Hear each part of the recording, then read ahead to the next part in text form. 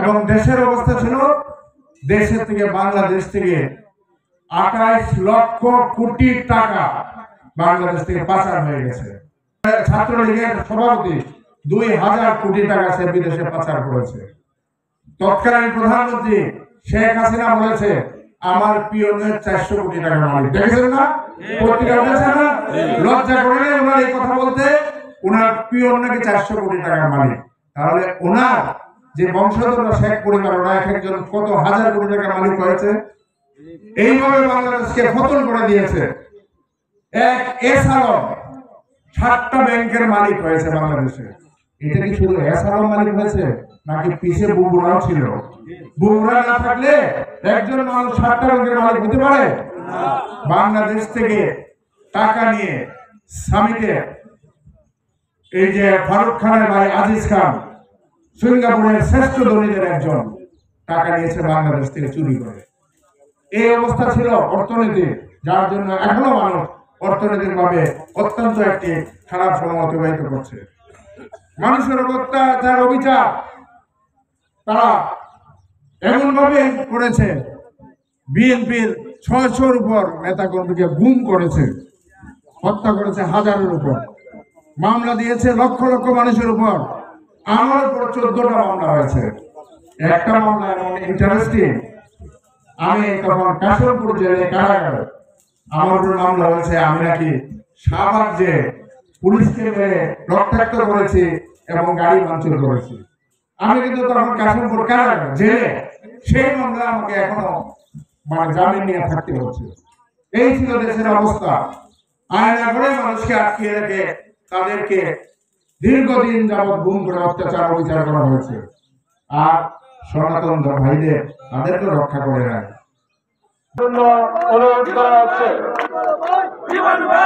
এখন আসন গ্রহণ করবে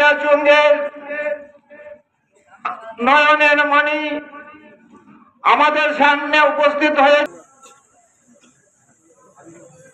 হাবিবুর রহমান কুতুবউদ্দিন সাহেব এবং তার উত্তর জনসভায় বাংলাদেশ জাতীয়তাবাদী দলে ধানের শীষ মার্কায় জীবন ভাইকে ভোট দিয়ে সংসদে পাঠাতে পারি, আশাই করতে পারি। বা মিথ্যা কথার একটা গুজব ছড়াইছে, এই হিসেবে কিন্তু আজকের মিটিং এর হেডিং আজকের সবার প্রধান অতিথি আমাদের বাংলাদেশে আমরা শুরু থেকেই শুনে আসছি হিন্দু মুসলমান ভাই ভাই, আমরা সোনার নিতে সবার কাছে ভোট চাই।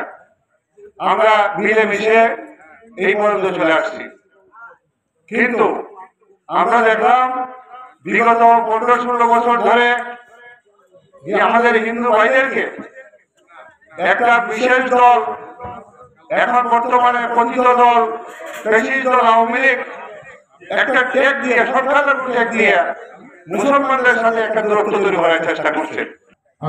উপজেলা বানিয়াচঙ্গের বিএনপি নেতৃবৃন্দ, এই পাহাড়পুরে আপনারা শুনেছেন আমাদের প্রত্যেক পাড়ায় পাড়া নিজেদের দায়িত্বে আমাদের সকলের সম্প্রীতি বজায় রাখতে হবে। আমি ধন্যবাদ জানাই বানিয়াচঙ্গে, আপনারা জানেন 9 জন শহীদ হয়েছে একটা গ্রামে। সেই গ্রামে পরের দিন থেকে একটি ঢিল পর্যন্ত কারো গায়ে পড়ে না, কারো বাড়িতে পড়ে না। আমরা পরের দিন আজমিরগঞ্জে এসেছি, আজমিরগঞ্জের নেতৃবৃন্দকে নিয়ে আমরা যাতে সাম্প্রদায়িক সম্প্রীতি বজায় রাখে বাজারে আমরা মিছিল করেছি যে কোন রকম যদি কেউ আপনাদেরকে ভয়ভীতি দেখায়, আমরা আপনাদের পাশে আছি, আমরা পাশে আছি। এরকম সন্ত্রাসীদের আমরা ইনশাআল্লাহ মোকাবেলা করব, যাতে ওরা আপনাদেরকে কোন রকম ক্ষতি করতে না পারে। আমরা আপনাদেরকে বলি নাই, আপনাদের এখানে হয়তো সংখ্যাগরিষ্ঠ মানুষ, আপনারা সনাতন ধর্মী, আপনাদের পাশে আমরা ছিলাম, আমরা আছি। এই জন্যই আমি এই আজমিরগঞ্জ বানিয়াচঙ্গে 20টা ইউনিয়নের মধ্যে প্রথম আপনাদের বদলপুরে আমি জনসভা করতে এসেছি, এবং আমরা এই কথা দিতে পারি আপনাদের পাশে আমরা ছিলাম, আমরা পাশে থাকবো। দীর্ঘ প্রায় 17 বছর বিএনপি নির্যাতনে ছিল। শুধু বিএনপি না, বিরোধী দল নির্যাতনের মুখোমুখি হয়েছিল, সাধারণ মানুষ নির্যাতনের মুখোমুখি হয়েছিল। আপনি মুসলমান হন আর আপনি সনাতন ধর্মী হন, আপনার একটা আতঙ্ক ছিল কখন পুলিশ এসে ধরে ফেলে, কখন পুলিশ এসে ধরে ফেলে, কখন কার বিরুদ্ধে মামলা হয়, কখন হামলা হয়, এই জায়গাতে সবাই ছিল। যখন বিশ্বজিৎ চিৎকার করে বলছিল আমি হিন্দু, আমি হিন্দু, আমি শিবির করি না, তাকে কি ক্ষমা করেছিল? তাকে হত্যা করেছিল কুপিয়ে কুপিয়ে। আমাদের সকলের শ্রদ্ধেয় ব্যক্তিত্ব সুরঞ্জিত সেনগুপ্ত তাকে বেজ্জিতি করেছে। ওনার গাড়ির ড্রাইভার নাকি ওনার টাকা আত্মসাৎ বলে মিডিয়া ক্যাম্পে ঢুকে গেছে। গাড়ির ড্রাইভার, এপিএস এর গাড়ির ড্রাইভার ঢুকতে পারে কোনদিন? ঢুকতে পারে। আমি এপিএস ছিলাম, পিএস ছিলাম। এরপরে গাড়ির ড্রাইভার সে টিভিতে, রেডিওতে সে বক্তব্য দেয়, কিন্তু তাকে নাকি অ্যারেস্ট করা যায় না। কিন্তু সাজানো নাটক, ওনাকে বেজ্জিতি করার জন্য। এসকে সিনহা এদেশের প্রধান বিচারপতি ছিলেন।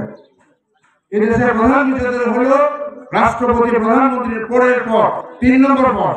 এই এসকে সিনহা তাদের কথা চলে না বলে এসকে সিনহাকে লাঠি মেরে চেয়ার থেকে ফেলে দিয়ে দেশ থেকে বের করে দিয়েছে।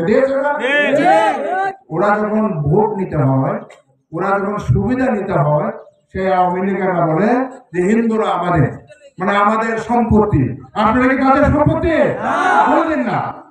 এক সময় ছিল, পাকিস্তান যখন ছিল, আপনারা তখন পাকিস্তানের মধ্যে আওয়ামী লীগ ছিল, মুসলিম লীগ ছিল, জামাতে ইসলাম ছিল, উলামায়ে ইসলাম ছিল, খেলাফত ইসলাম ছিল। আপনাদের পক্ষে আওয়ামী লীগ ছাড়া অন্য কোনো দল করা সম্ভব ছিল না, বাস্তব। কিন্তু এখন কি সেই অবস্থা আছে? এখন সেই অবস্থা নাই। এখন আমাদের নেতা বিএনপি নেতা ঘোষণা, সর্বোচ্চ কমিটির নেতা, আমাদের নেতা নিতাই চন্দ্ররা, আমাদের নেতা নিপুণ।